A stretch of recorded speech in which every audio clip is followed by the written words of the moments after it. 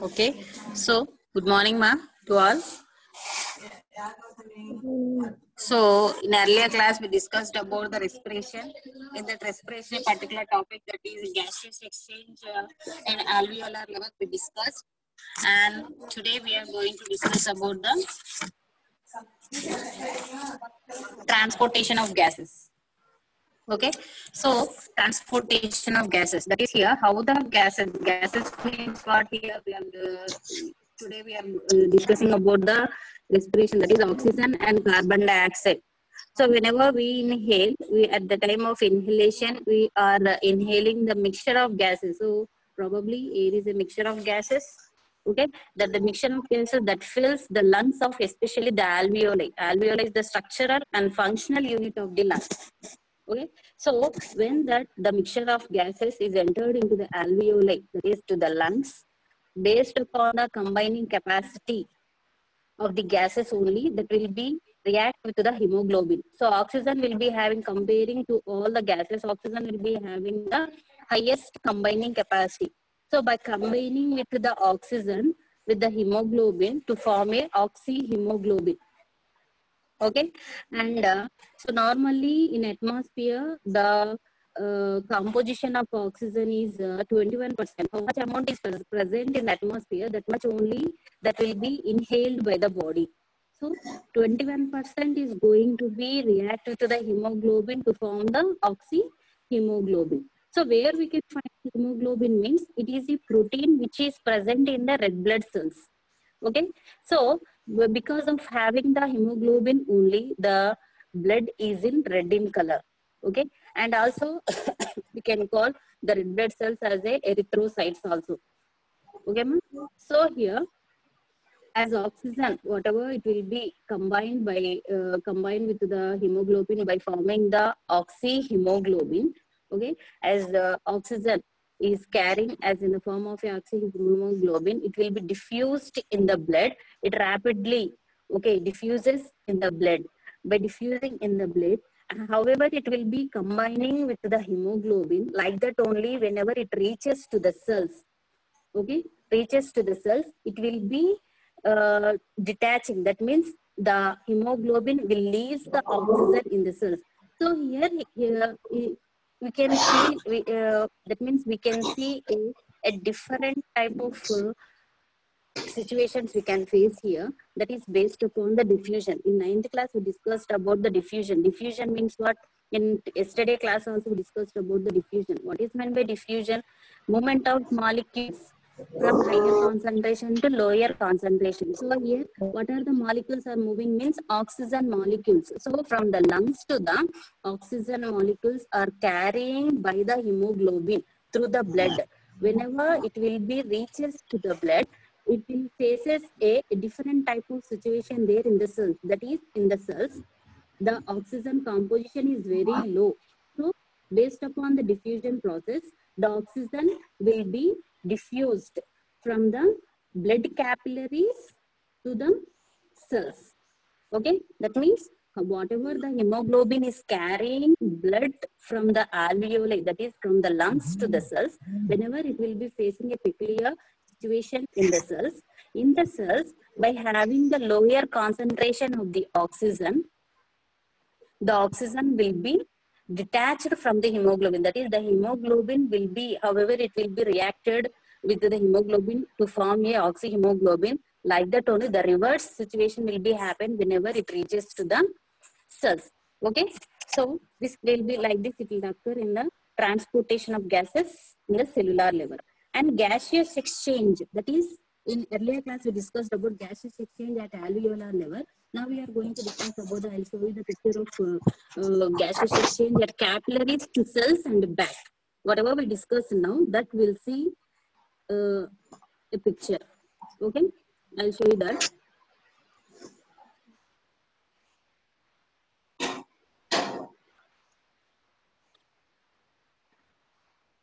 Oh, yeah, yeah.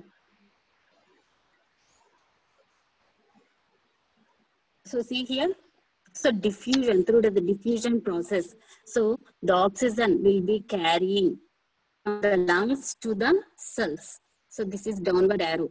And whatever the oxygen utilized by the cells, okay, there the energy, along with the energy, some amount of carbon dioxide and water molecules will be released out.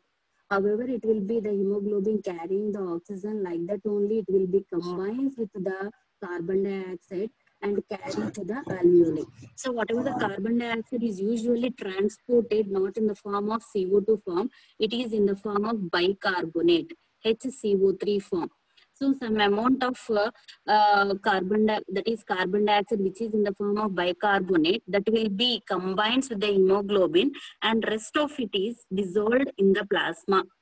Okay, so not total amount it will be carried, the carbon dioxide, only some amount will be carried, will be combined with the hemoglobin and will be carried to the lungs, that is to the alveoli, and the remaining amount will be dissolved in the blood plasma. Okay, so this is about the transportation of gases, and gaseous exchange also occur like this only. Whatever the gases, whatever the, so again I will say you that oxygen, whatever the hemoglobin carrying the oxygen, that is in the form of oxyhemoglobin from the lungs through blood capillaries to the cells. In the cells, it will be facing a different situation here, that is having the lower oxygen level. So based upon the diffusion process, molecules moving from the higher concentration to lower concentration. So where the higher concentration is there in the blood capillary, the oxygen level, the oxygen concentration is more comparing to the cells. So the molecules are moving from the blood capillaries to the cells. So after utilizing the oxygen, so in the cells, the oxygen is continuously utilizing. So after utilizing the oxygen, the cells will releasing the water, and the along with the carbon dioxide, it also releases the water. Whatever it will be released, the carbon dioxide, that carbon dioxide will be carried by the hemoglobin in the form of bicarbonate. Okay, that is carboxyhemoglobin, we can say. So not total amount will be carried by the hemoglobin, only some amount will be carried to the lungs, and the remaining amount will be dissolved in the plasma. Okay, and this is about the gaseous exchange. And next we'll see that is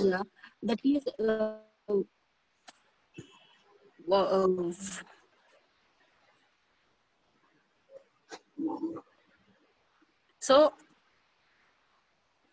one more picture I'll see. So if hemoglobin is there, if hemoglobin is exposed to air, it will be combines with the oxygen to form the oxyhemoglobin. Okay, that is whenever we'll be having enough amount of oxygen, it will be okay for us. Whenever we'll be moving, that is at the sea level, that is at a height of 13 kilometers, about 8 miles above sea level, what will be happening? That is whenever we are going above, we are moving from above the sea level. We are all at the sea level only. We are all surviving at the sea level only. We are moving above the sea level. That is, whenever we are traveling, whenever we are climbing the mountains. So some of the persons are climbing the mountains, and like this, how the situation will be there, what type of difficulties they will face means here. Mountaineer, that is whoever climbing the mountains, that is whoever the person, that is at the place wherever they will be climbing, whenever will going above the sea level, that is 13 kilometers above the sea level.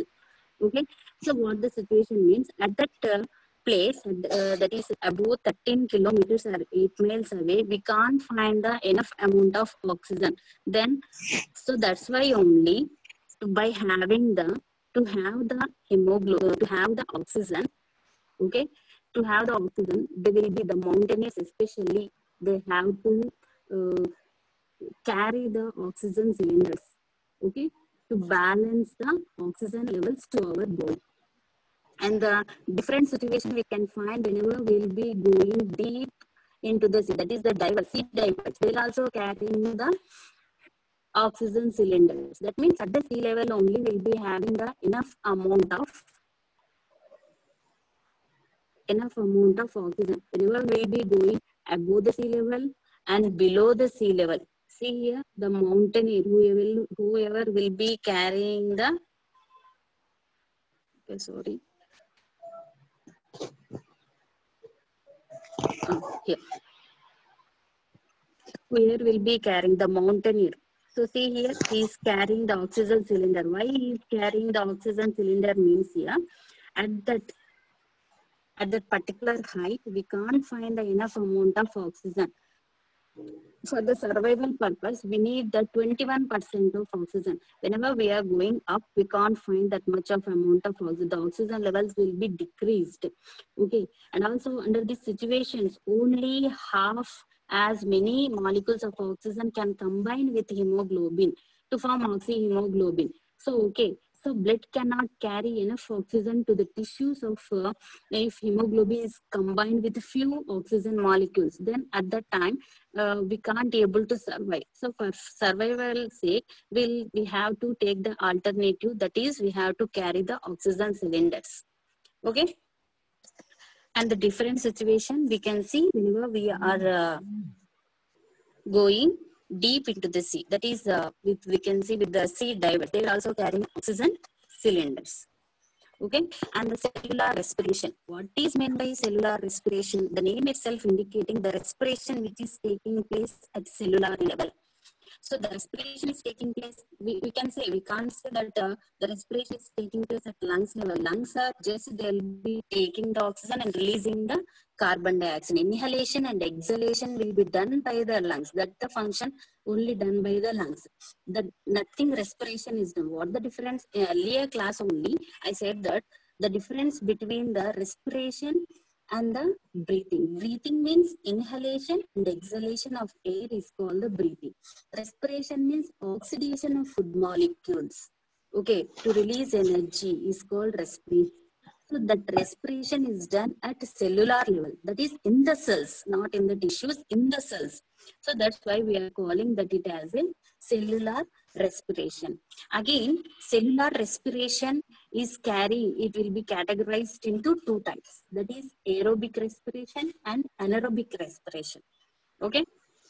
So, respiration will be done with all the organisms. Whatever the organisms surviving on the earth, all the organisms are carrying out the respiration. The plants, animals, even microorganisms are. But there will be a minor difference. So, whenever we go with the bacteria are undergoing the anaerobic respiration. Okay, that is whatever that plants, animals, and also some other organisms. Okay, they will be undergoing aerobic respiration, especially the example for aerobic organisms are plants and animals, and anaerobic organisms are microorganisms, that is bacteria. So what the difference between aerobic respiration and anaerobic respiration means? Whatever the respiration is carrying out in the presence of oxygen, we can call it as a aerobic respiration. And whatever the respiration is carrying out in the absence of oxygen, we can call it as a anaerobic respiration. Let me see the pictures of aerobic respiration. So how the respiration is occurring? That is how the aerobic respiration is taking place in the organisms. Okay. See here the definition of aerobic respiration. So if respiration takes place in the absence of, in the presence of oxygen is called aerobic respiration. So examples for aerobic respiration are plants and animals. Okay, how it will be taking place, the process we'll see now. So whenever the human beings at the time of taking the food, whatever will take the food, see here, so these are the food molecules. Here, the human being, okay, whenever he'll be ingesting the food, whatever the food he'll take, so see here, these are the food molecules, whatever the food he'll take, that the food will be enter into the cell. So this is the cell. So this is the cell. Okay. In the cell, some of the cell organelles in earlier class, in 9th class only, we already learned that what the cell organelles are present. Okay. So this is the mitochondria, and this is the nucleus. Surrounding the nucleus, endoplasmic reticulum and Golgi complex, ribosomes, lysosomes. Okay, these are the cytoskeleton, and some of the organelles are there here. So here we have to discuss about the our topic related organelle is the mitochondria. Okay, and next picture I'll show you. Okay, so whatever the food he'll take, that the food will be entered into the, that is by the absorption of the blood, the food entered into the cells. In the cells, where it will go means it will go into the mitochondria.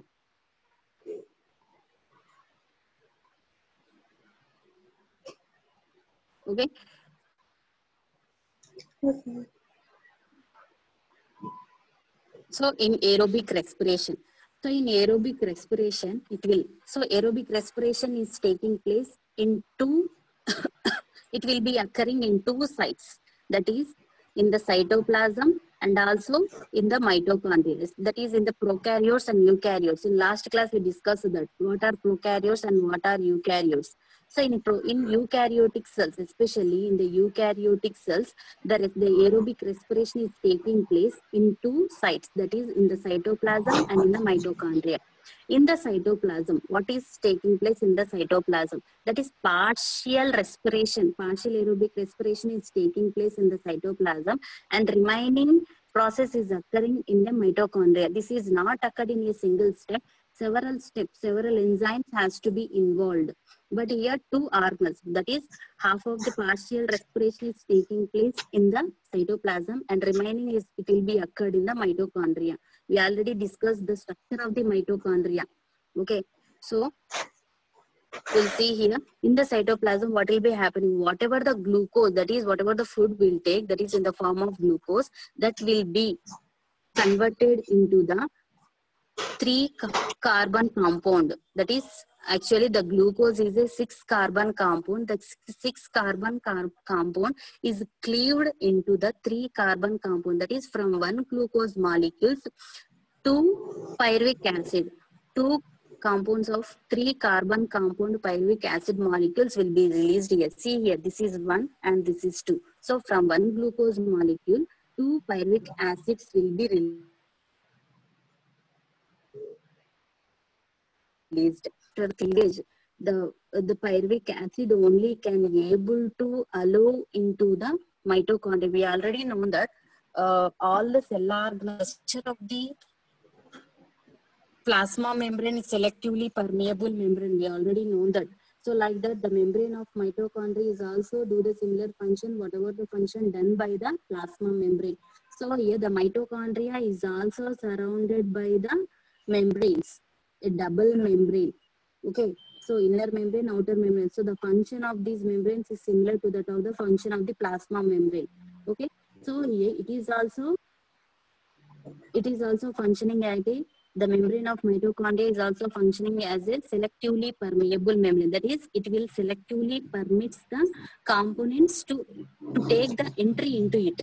Okay, so whatever the glucose molecule can't be able to take the direct entry into the mitochondria. So that's why our metabolism will be converted like that. So 6-carbon glucose molecule will be converted into the 3-carbon compound, that is the pyruvic acid. Whenever it will be turned into like that only, the mitochondria will allow enter into it. Okay, so half digestion, half respiration is completed. The next one it will be turned into the mitochondria. In the mitochondria, what is happening means here, some of the enzymes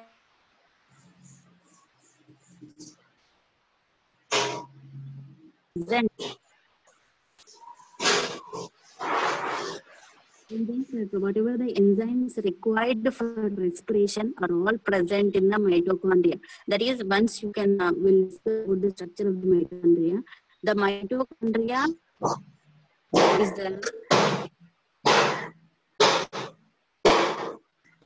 the double membraned cell organelle. Will be consisting of outer membrane and inner membrane. And the outer membrane is very smooth comparing to the inner membrane. Inner membrane is constricted and folded, having some foldings. We can call them as the SPs. Okay, and you see the outer membrane, and this is outer membrane. Inner membrane having some folding like structures, we can call as cristae. We already know that. Upon the surface of inner membrane will be having some studded particles. Okay, it will be looking like headpin like structures. We are calling them as a oxysomes or F1 particles. Okay, so this is the okay. So all these structures are all involving in the respiration process, in the aerobic respiration. So whatever the oxygen we inhale, one more important point I forgotten here, for the whatever the respiration process done in the cytoplasm, that won't require the oxygen. That won't require the oxygen. Okay. And whatever the respiration process occurring in the mitochondria, it requires the oxygen. So the oxidation of molecules, food molecules will be done in the mitochondria. Oxidation of food molecules will be done in the mitochondria. Okay. So after the food is oxidized with carbon dioxide, and some amount of energy will be released. Whatever the energy released in the mitochondria, that energy is stored in the form of a energy rich molecule. We can call it as ATP, adenosine triphosphate. Okay, adenosine triphosphate. So here adenosine triphosphate, that is the energy here. Adenosine means it is a nucleic acid. Okay, and phosphate, the energy is stored in the three phosphates. That's why we are calling it as a adenosine triphosphate. Okay, let's show the structure of it also.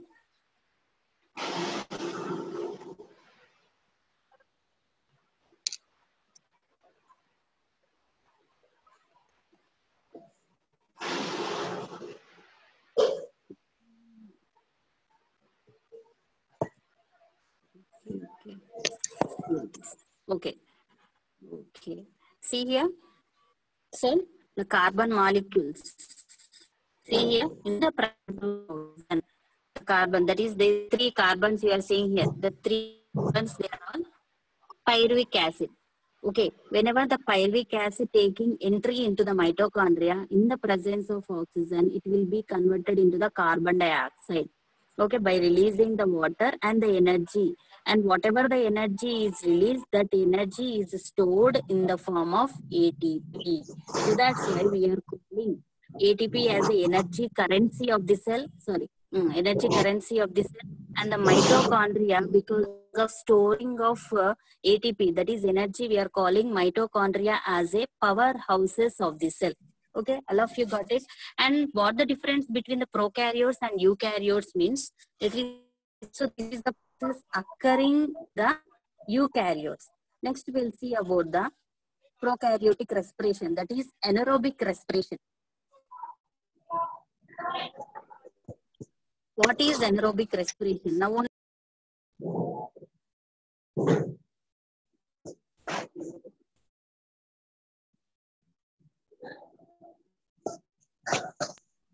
in the absence of oxygen,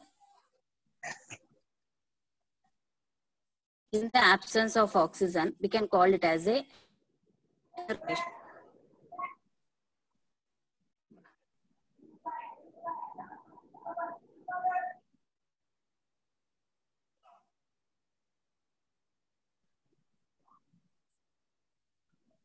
okay.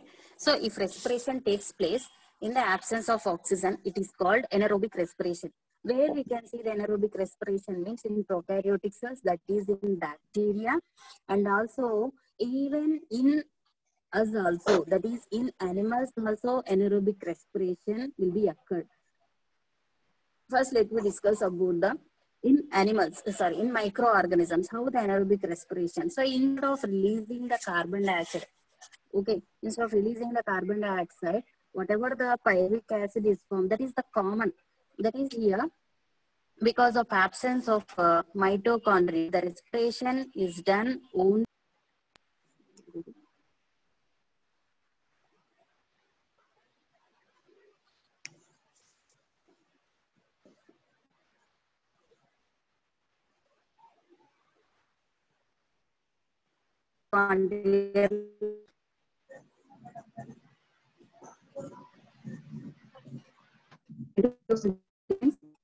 So here,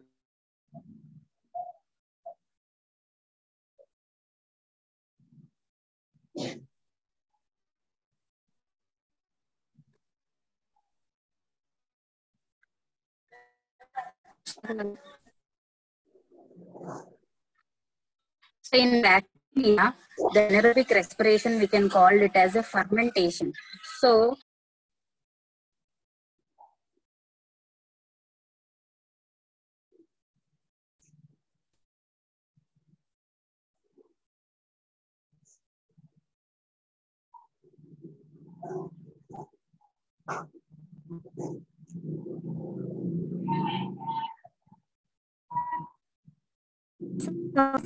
efficient in lack of oxygen. Because of lack of oxygen, pyruvic acid is converted into the lactic, and also ethanol preparation.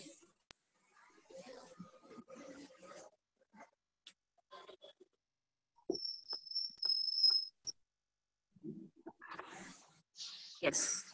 Okay. See here. So glucose.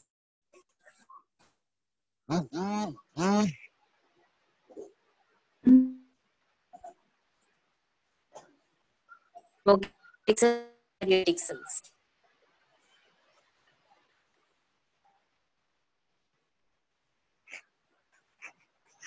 The both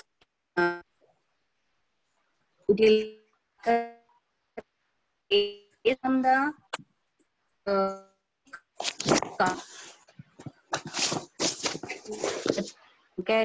the mitochondria is absent. We already know that mitochondria is that the remaining process will be done in the cytoplasm or it's in the plasma membrane. So because of mitochondrial absence of mitochondrial enzymes, it will be converted into some other compounds instead of releasing the carbon dioxide, water, and energy. See here, in the presence of oxygen, that is in aerobic respiration, pyruvic acid or pyruvate, it converted to carbon dioxide, water, and energy. In the absence or low amount of oxygen, we are calling it as the anaerobic respiration and fermentation. So lactic acid, that is fermentation, may occurs to cause lactic acid plus energy and also ethanol plus carbon dioxide plus energy. So based upon here source. So here lactic acid, where we can find the lactic acid, not only curd preparation, we can also see this lactic acid formation in the muscles, in the animal muscles. Okay, we can see this one in the next topic, and also ethanol. So fruit juices. So we already well known this one, that is ethanol means alcohol. In the absence of industries, in the industry they will be preparing this ethanol by using the process that is called the fermentation. What is fermentation? Is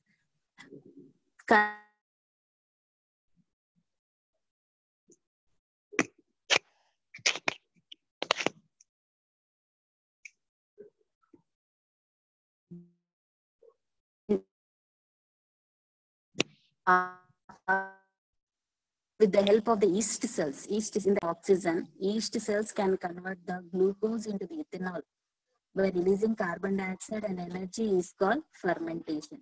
The respiration which is taking place in the absence of oxygen, we are calling it as a anaerobic respiration.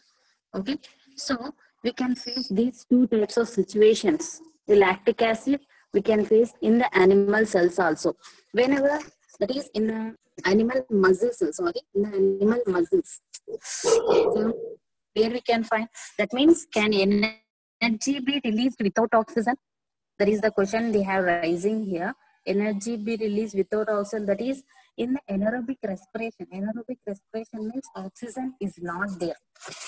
Okay, oxygen, in the absence of oxygen also the respiration is occurring. So in the absence of oxygen also the energy will be releasing as energy is releasing. But comparing to the aerobic respiration, here some less amount of energy will be released.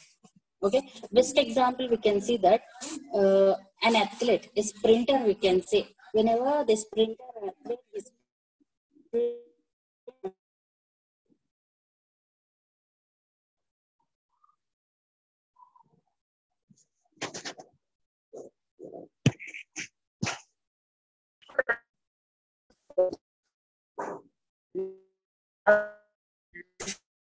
panting అంటే ఆయాసపడ్డం బాగా ఊపిరి పీల్చుకోవడం. Okay, the fast, that is a normal person whenever he sprint 100 yards he will faint.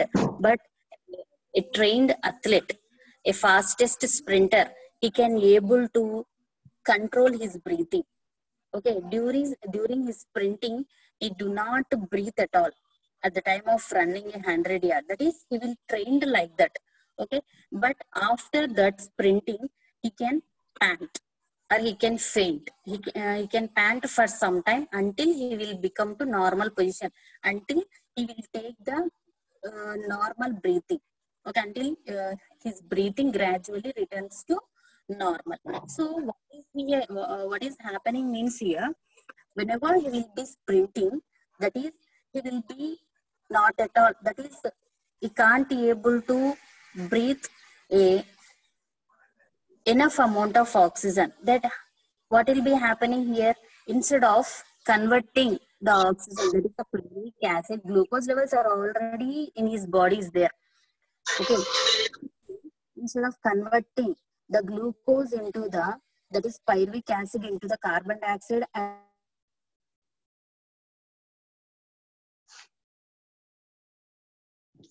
insufficient amount of oxygen, instead of converting into the carbon dioxide and water, the lactic acid will be accumulated or released in his body. Okay, and some amount of energy is released.